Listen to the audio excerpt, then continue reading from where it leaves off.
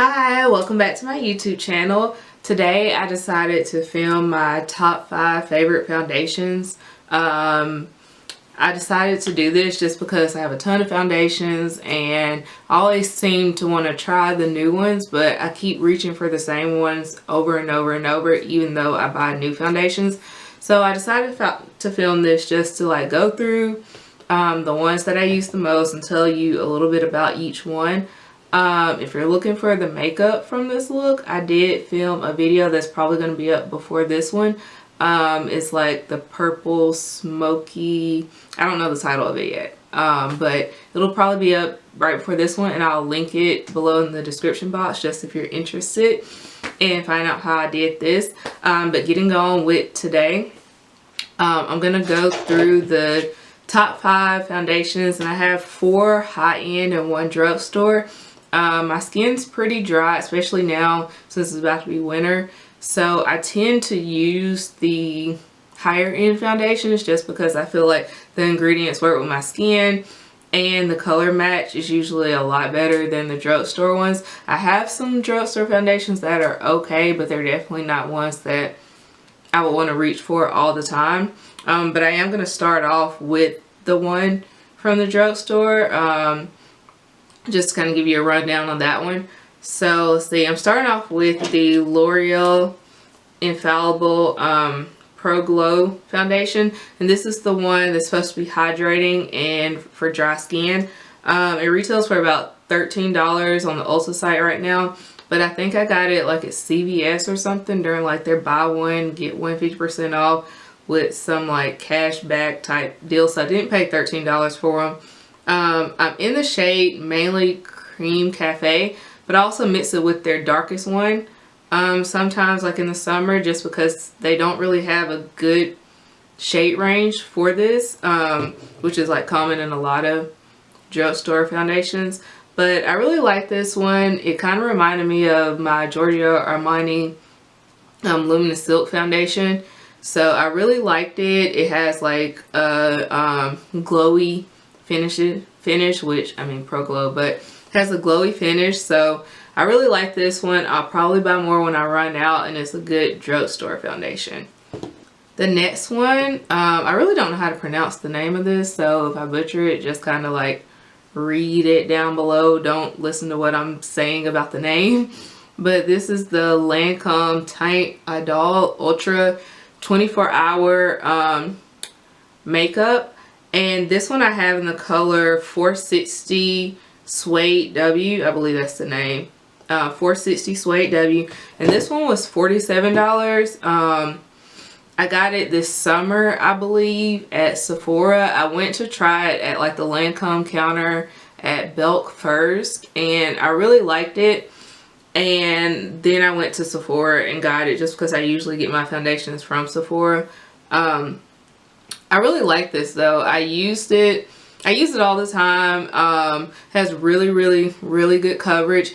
I think it's supposed to be more for dry skin, not dry skin, for oily skin. I know it's oil free and it's supposed to have like a 24-hour wear. I don't wear my foundations for 24 hours, so I don't know if that's true. The same thing with this one. It's supposed to be 24 hours. I would never know just because I don't wear them for that long ever. But I really like this one. Has a good shade range. The color matches me almost perfectly. I don't have to mix with anything. It covers well. It blends well. I use the Beauty Blender for this one mainly. And then occasionally I'll probably go back over it with like a kabuki brush just to make sure there's no streaks. But I really like this one. I hated how expensive it is, but I will probably buy it again just because it's definitely a keeper. My next 2 come from NARS, and like NARS is my favorite everything. I love like their blushes, their foundations, their concealers, their mascara, like everything NARS I usually buy. But I really like these 2 foundations. There's actually like one more for them, but it's probably like top 7, not top 5.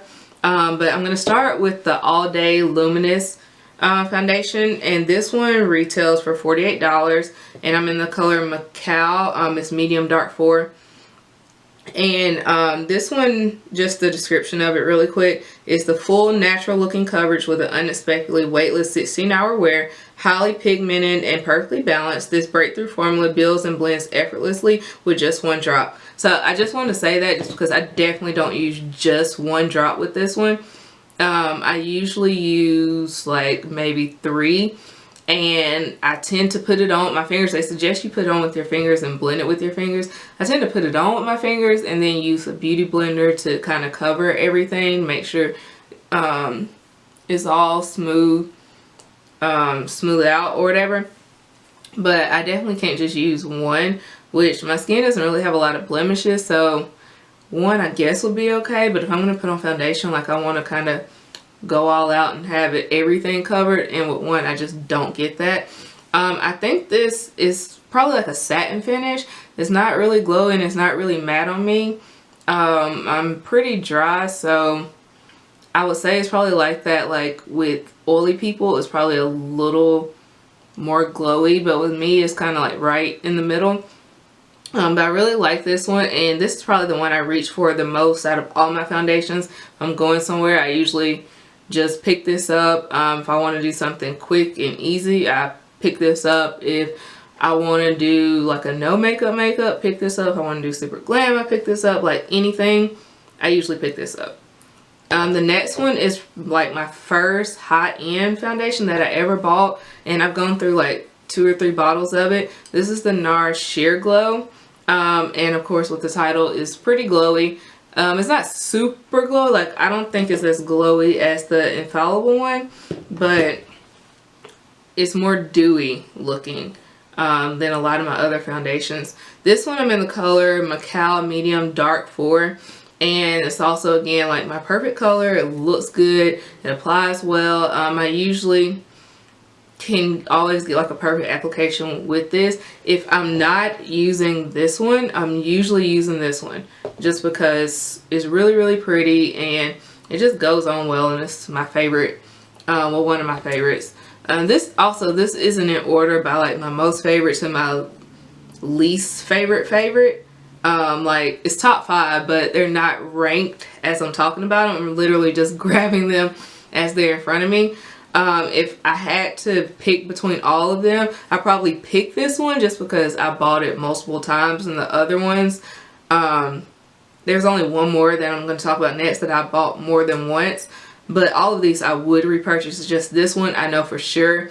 I've gotten it several times, and every single time it's great.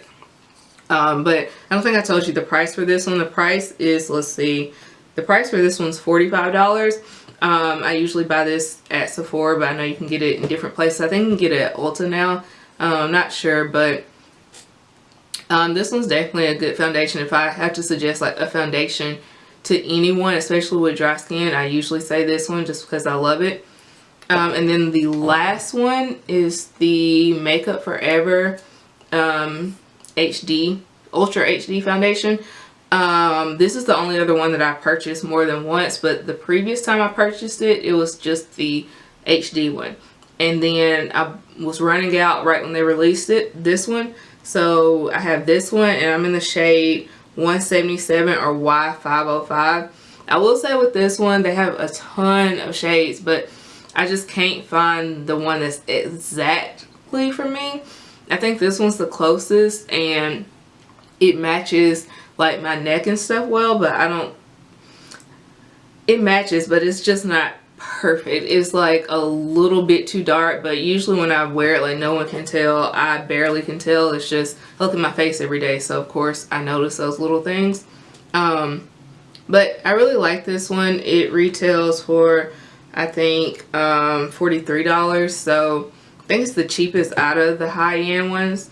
But it's really good if like I'm taking pictures or anything. I'll probably wear this one. I've gotten a ton of compliments on it.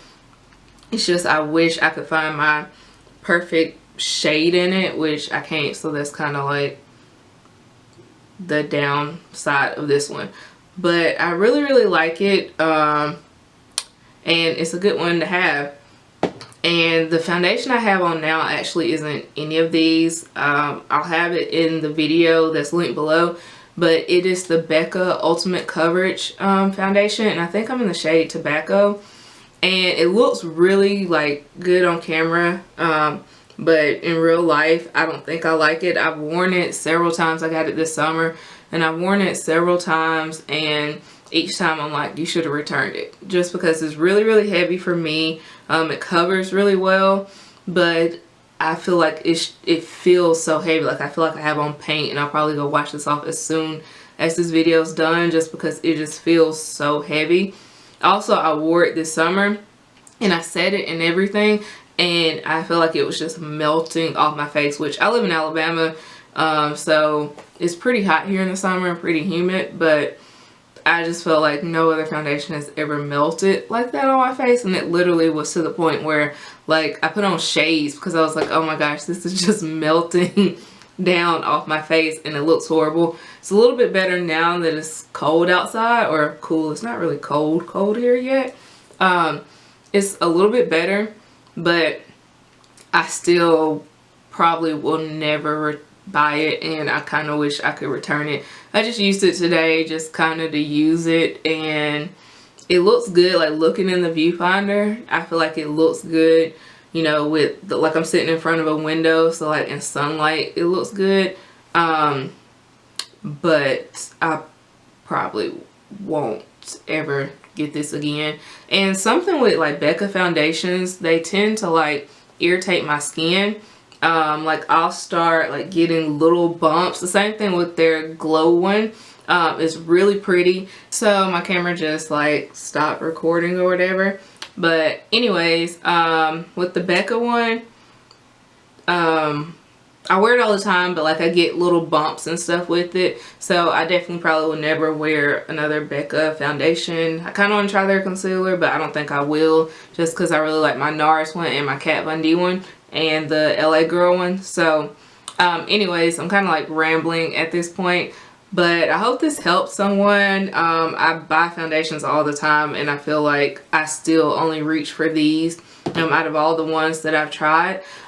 So if you like this or want to see like more top 5s, just let me know like in the comments, and I'll definitely like go through my makeup and kind of pick out what I reach for the most, what I like the most, and kind of tell you a little bit more about them. And I'll definitely put more details about these 5 foundations down below. So thank you for watching, and don't forget to like, comment, and subscribe. Thank you.